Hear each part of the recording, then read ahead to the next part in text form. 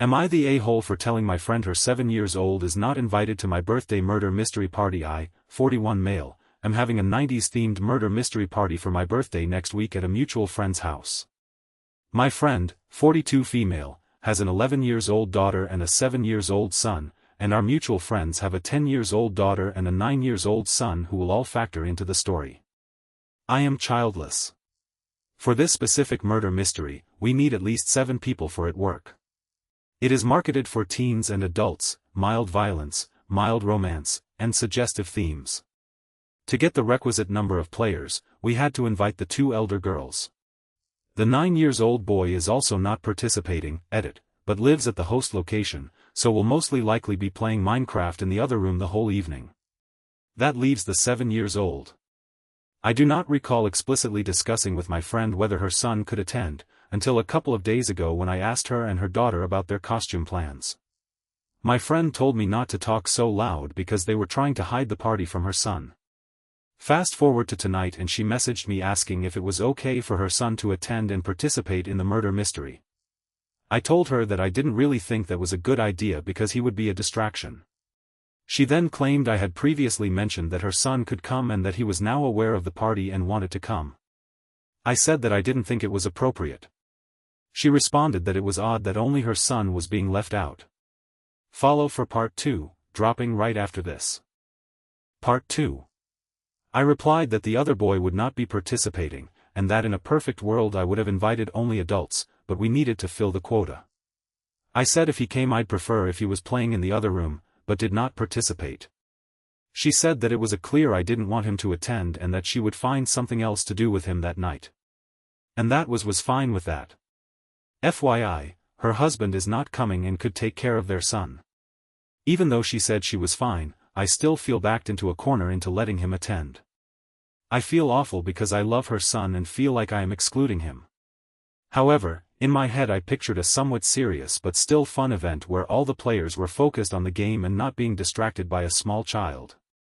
But it could be argued that I have already given up that idea by including the 10 and 11-year-olds, so what does it matter if a 7-year-old also attends?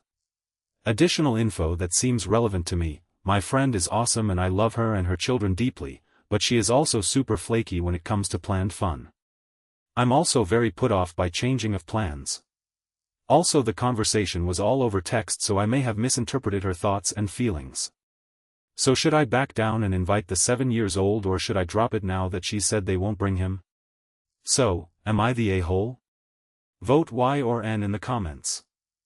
Am I the a-hole for not letting my MIL have more control during her son's milestone birthday party? Am I the a-hole here?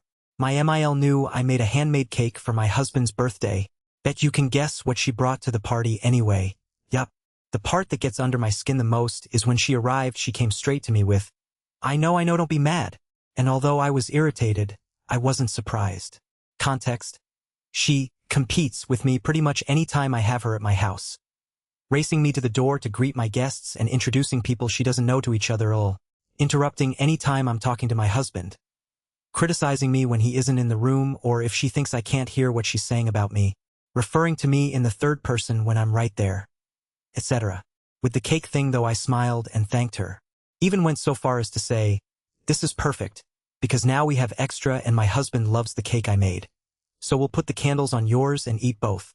But I guess hearing how much my husband loves my cooking has always deeply bothered her. If I'm reading into it, but I swear when I took it well and was the bigger person she broke eye contact with me and looked upset/disappointed. I thought I might be overthinking, but when it was cake time she was very micro, wanting to help put candles on. Wanting to decide when to bring out the cake.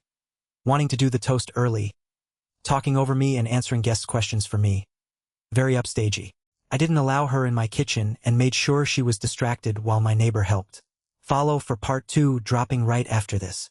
Am I the a-hole for booking a table after being turned away from a restaurant for being fully booked? Me and my partner were looking forward to a meal at a restaurant chain specializing in an all-you-can-eat roast buffet.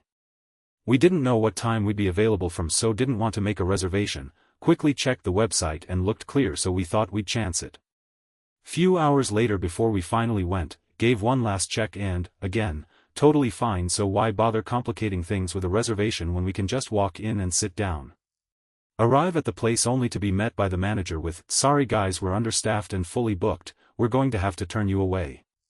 Took a look around, plenty of empty seats, to which we protested, but were told they simply didn't have the staff to take care of us and left us standing there.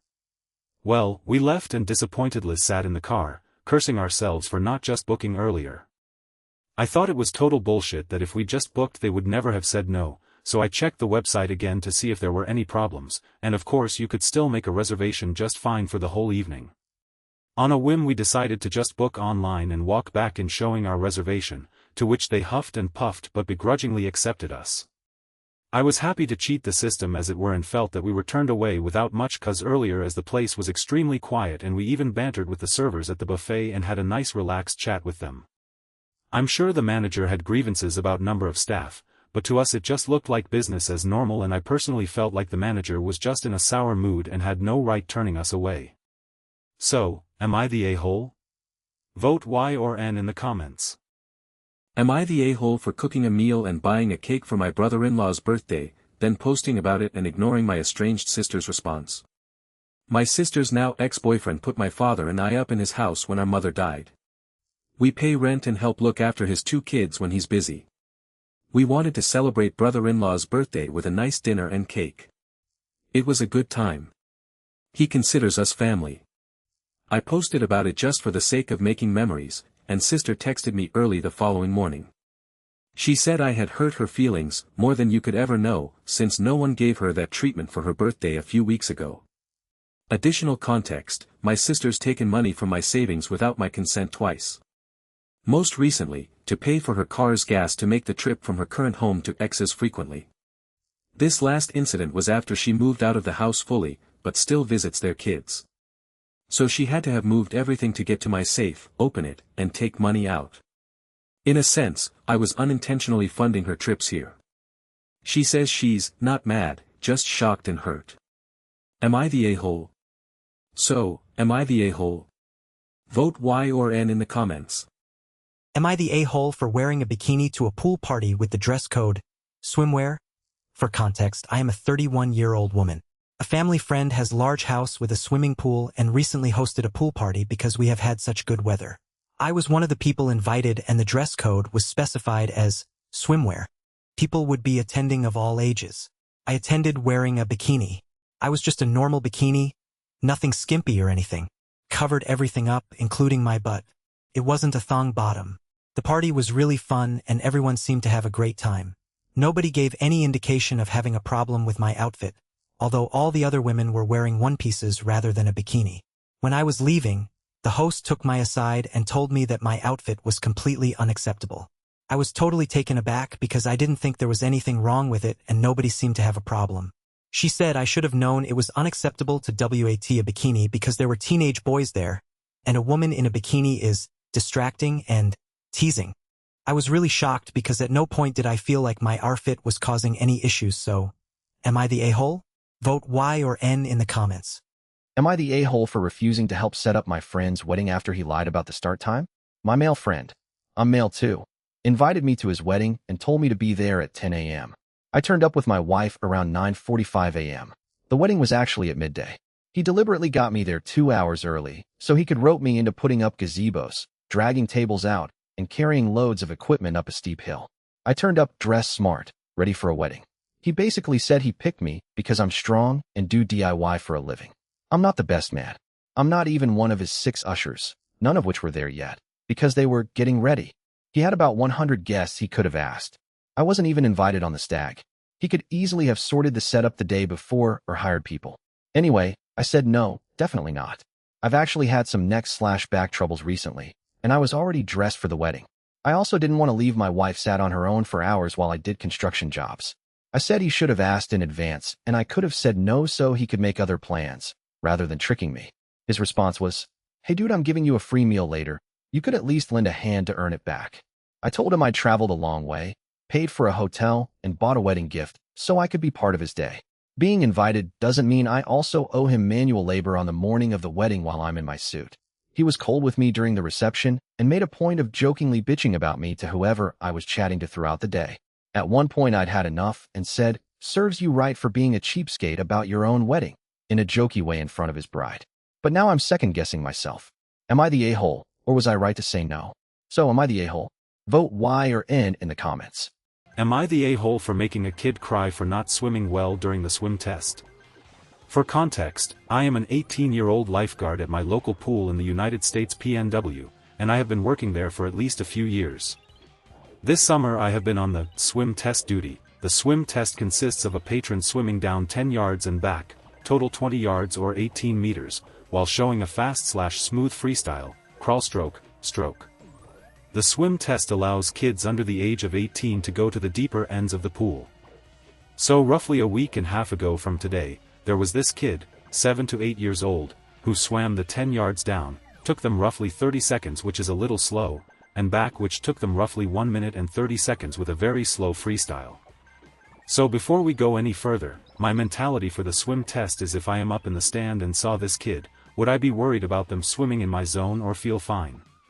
So I ultimately fail this kid and say to him, "Hey bud, sorry you failed the swim test, but you can always retake in a few minutes or wear a life jacket." Then the kid starts crying his eyes out for the rest of the swim.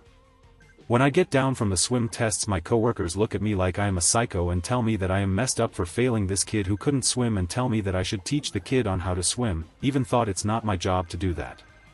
A week later from that day I fail a different kid for the same reason as last time, not swimming well back 10 yards, and that kid starts crying, and my coworkers still went on my ass about failing him, then they go back to the kid and pass him for demonstrating a 5-second float on their back.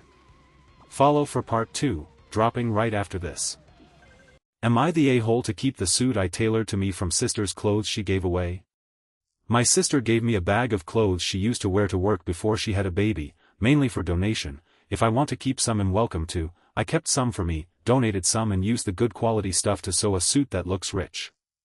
This suit is made out of that suit, I spent about a month on. I added my initials to handcuff stitching, buttons. It's probably my favorite go-to-work, EFFU. I have a lawyer and embedder outfit I made. I wear it and it looks just beautiful. I am good at tailoring stuff to my figure. She was over today, and she checks out my closet once in a while. She sees the suit and she wants it back. She is insisting on remembering how much she paid for it. It never should have been in the pile she gave me. She tried it on, of course it looks great on her and we do have the same initials and she's going back to work soon. She needs work clothes. I love that suit. I told her since she gave it away I tailored it to me, and no she can't have it. She is calling me greedy. I can tailor anything and it would look good on me, can't I just let her have the suit? I don't want to part with it, I love it. Am I the a-hole for telling her no, she can't have it? She was annoyed entire night after I told her I want to keep it. So, am I the a-hole? Vote Y or N in the comments. Am I the a-hole for finally saying, I can't do this anymore, to caring for my elderly mother-in-law after 16 years of disrespect and sacrificing my own family? I'm trying to work out whether I'm selfish or have simply reached the point where I have nothing left to give. My husband and I have been together 16 years, and my relationship with my MIL was difficult from the get-go. She repeatedly crossed boundaries and disrespected me. She still calls me by my husband's ex-wife's name. For years she told me details about their marriage, compared me to her unfavorably, and shared things I never wanted to know. She was an alcoholic while my husband was growing up and is now clearly dependent on prescription medication. She is not a particularly nice person. My husband doesn't have a close relationship with her either, but she is his elderly, vulnerable mother, and he is her only child. In 2017, while pregnant with our daughter, we moved 400 miles from my family. I was reluctant, but it was important to my husband, so I made it important to me. We were expecting their first grandchild, and I loved my father-in-law. I tried incredibly hard and made a good life here. I raised our daughter and supported my husband and his family. Then, in 2023, my father-in-law died. 9 days later, my brother died. My brother was my safe space. I adored him.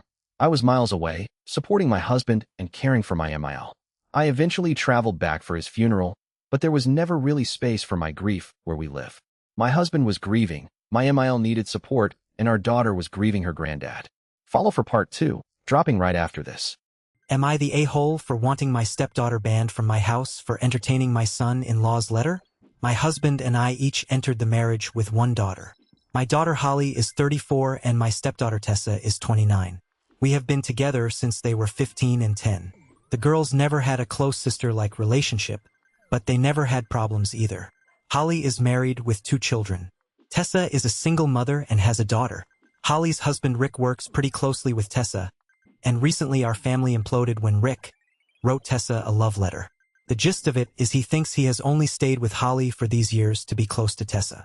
He thinks he always knew it, but he had a big realization when he was fighting with Holly and Tessa laughed at them and choked on some water she was drinking, and it made him realize that Holly never laughs.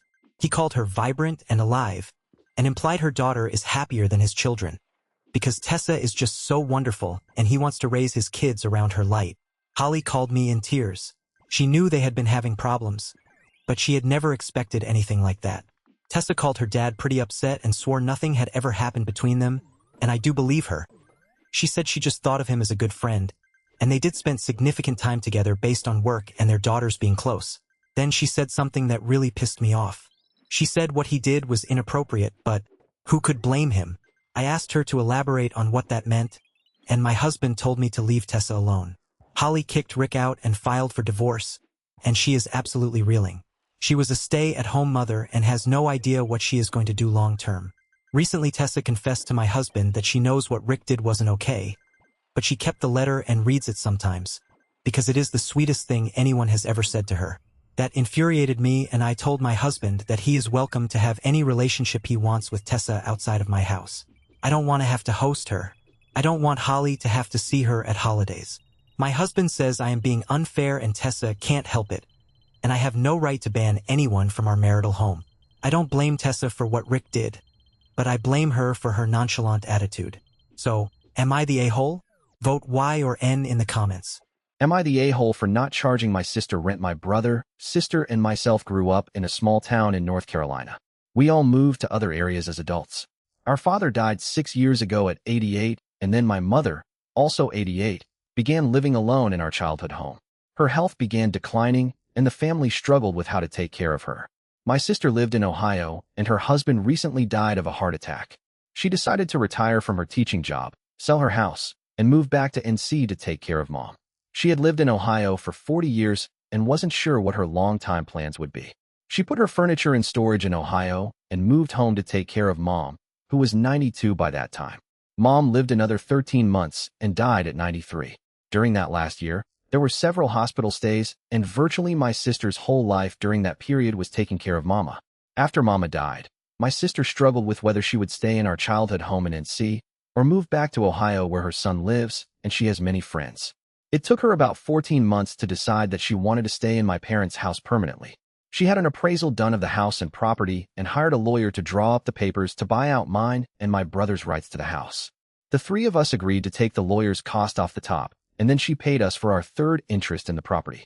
The decisions were made between my brother, sister, and myself. My wife is furious with me over how we handled it. In her opinion, we should have charged my sister rent for the months she lived there after Mama died until she made the decision to buy the house. She's also angry that we split the lawyer costs instead of having my sister pay them. During the time she was living there, my sister paid all property taxes, homeowner's insurance, and any maintenance costs for the house. My wife says we let our sister take advantage of us. I think we worked through a difficult time together as a close-knit, loving family. My wife's position is that my sister took advantage of us, and we lost out on rent money she could have paid to us. Am I the a-hole for not charging my sister rent while she stayed in the house we grew up in? So am I the a-hole? Vote Y or N in the comments. Am I the a-hole for deliberately giving my chronically late friend the wrong time? I, 20 female, have a friend who is chronically late. I'm not talking about 5 or 10 minutes either. If we agree to meet at 6, she'll usually show up around 6:45 or 7. We've talked about it so many times, and every time she apologizes and says she'll do better. It's caused problems before. She was almost an hour late to another friend's birthday dinner and we lost our reservation. She was also late to a friend's going away party and missed most of it because everyone had already started saying their goodbyes. Once she was supposed to pick me up for a doctor's appointment and showed up 50 minutes late, so I had to take an Uber and still ended up missing the appointment. I had to pay a cancellation fee to reschedule it. I can name at least 20 such instances from the top of my head. The thing that really gets me is that if someone else is late, even by 10 to 15 minutes, she will sometimes make a huge deal about it. It's happened maybe twice, so I don't want to exaggerate it, but it definitely feels hypocritical given how often she's late herself. ATP, our friend group has basically learned to expect it from her. Last week, a few of us were going out for dinner. We had a reservation for 6:30, so I told everyone to be there by 6:15.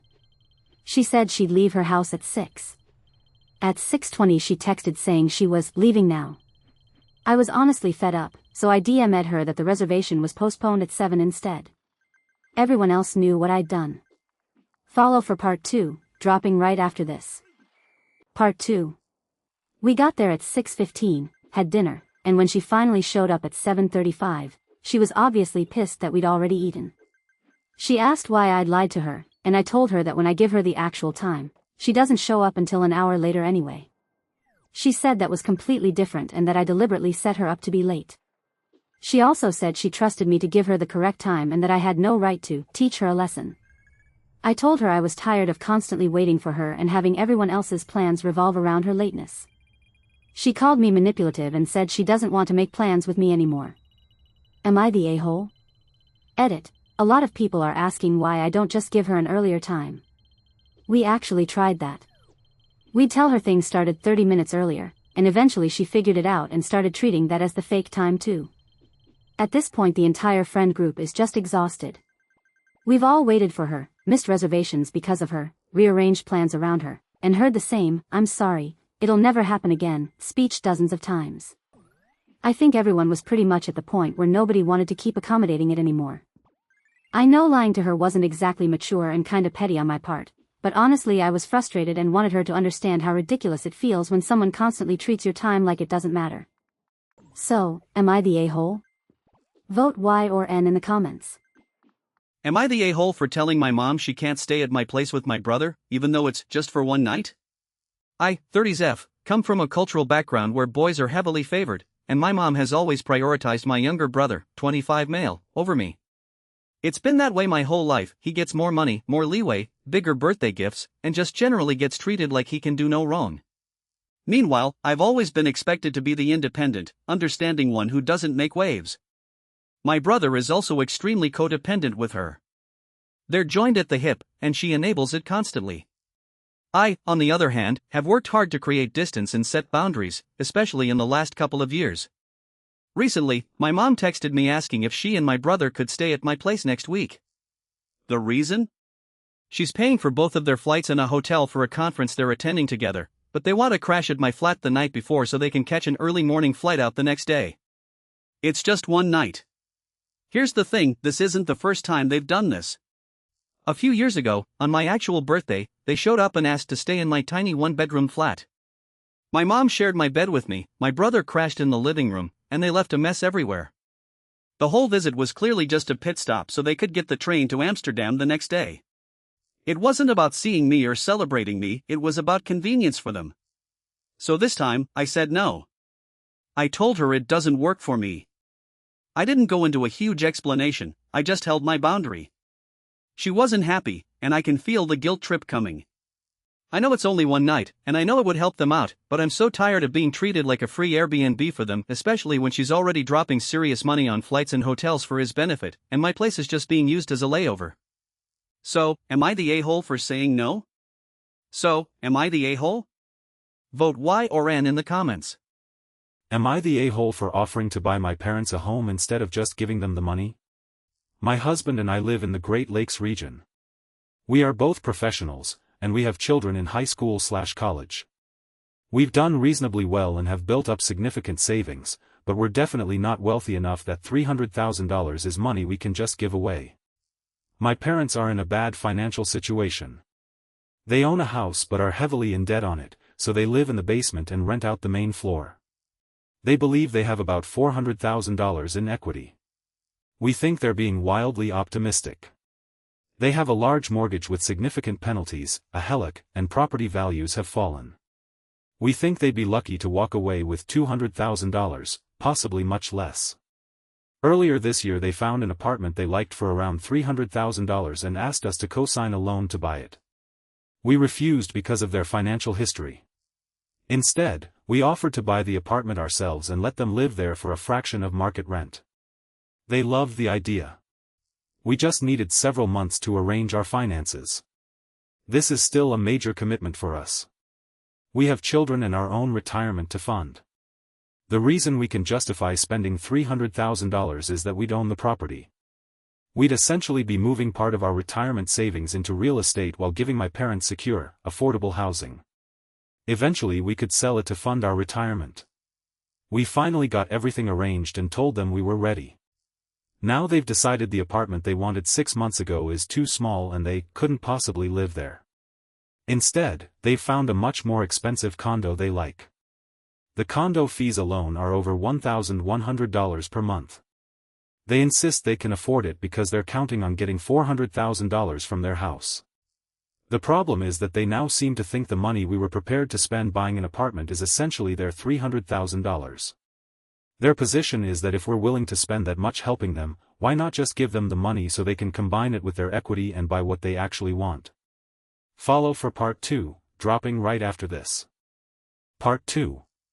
I can see how our position might seem controlling. We'll spend $300,000 helping you, but only if we own the property. But to us there's an enormous difference between investing $300,000 in an asset we own and simply giving away $300,000 of our family's savings. Our offer still stands. We'll buy a reasonable apartment around the original price, own it, and let them live there very cheaply. If they want the expensive condo instead, that's their choice, but we're not giving them the $300,000. Am I the a-hole for offering to buy my parents a home but refusing to just give them the money?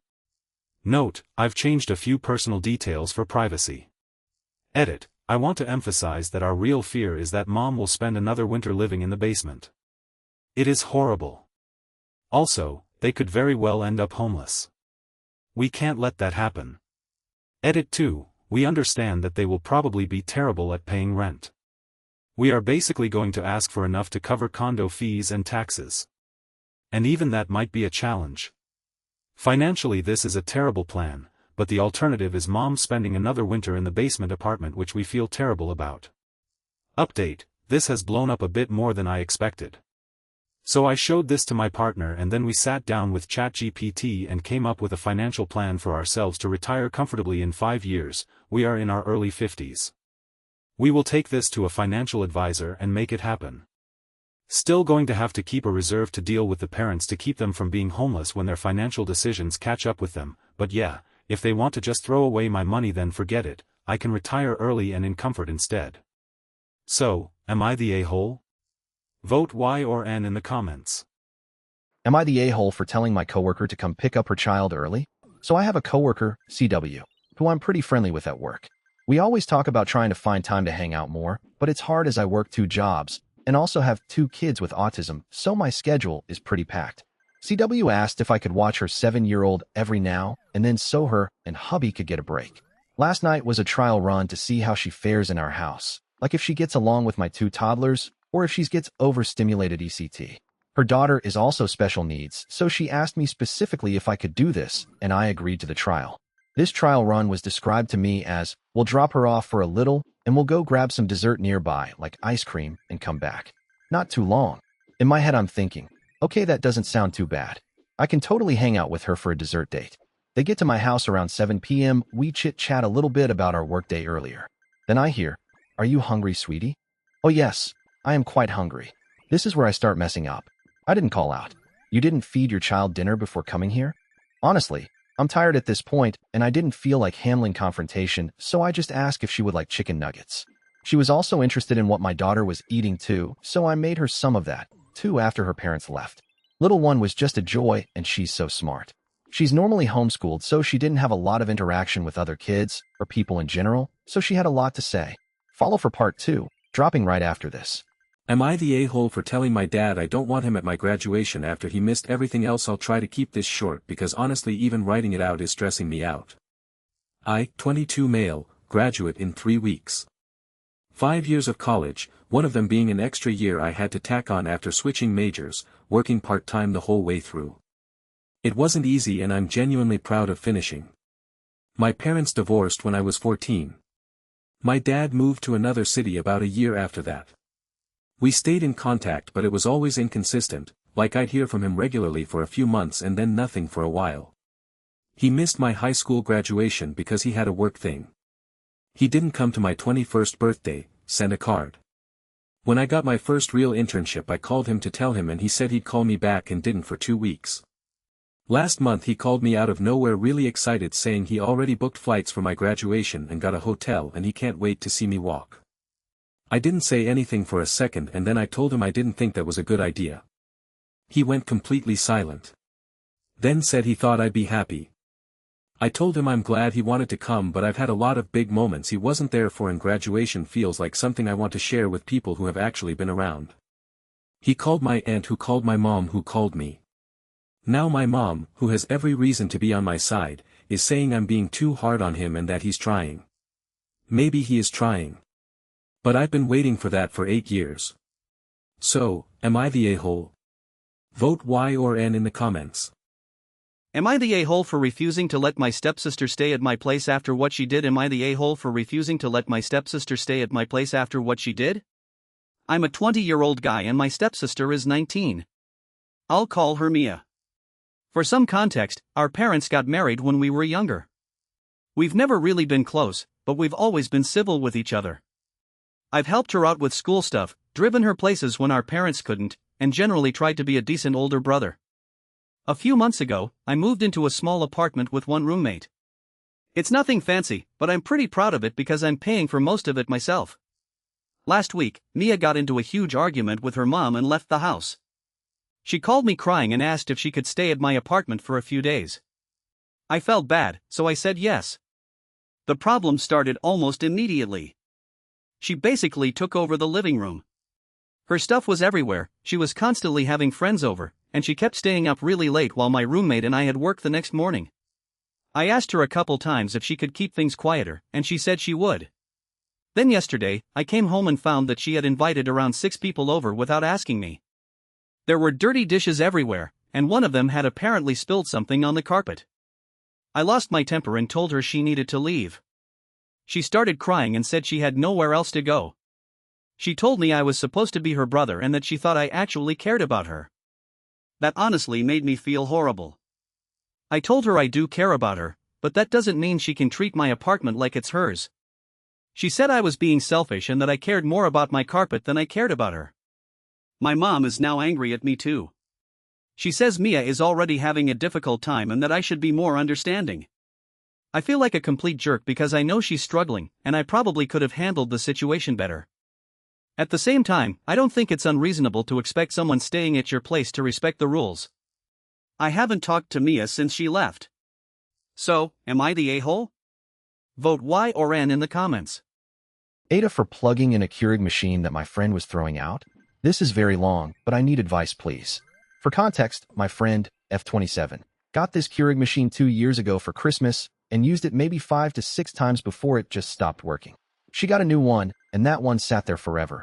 I told her I really wanted it if she was going to throw it out, so finally, she said she did everything she could and could not get it working, so she was going to throw it out. My initial thought was that the machine is basically brand new and could maybe be put to use by somebody for something, or even a part, so I asked to take it instead. She continued over and over saying no, and that I'm just going to plug it in and try it even after me telling her that that wasn't my intention and just didn't want it to go to the dump if someone could take it for something. Like, what a waste of a perfect condition machine. So she did eventually say yes, and as I was leaving I did say, well, I am going to try to plug it in now that you said not to, and we both laughed. I got home later that night, and when I did I started cleaning the inside and the K-cup holder in the back and thought to myself, I wonder what happens when she plugs it in anyways, so I filled the back up, and as soon as I plugged it in it blinked and lit up and worked perfectly. Follow for part 2, dropping right after this.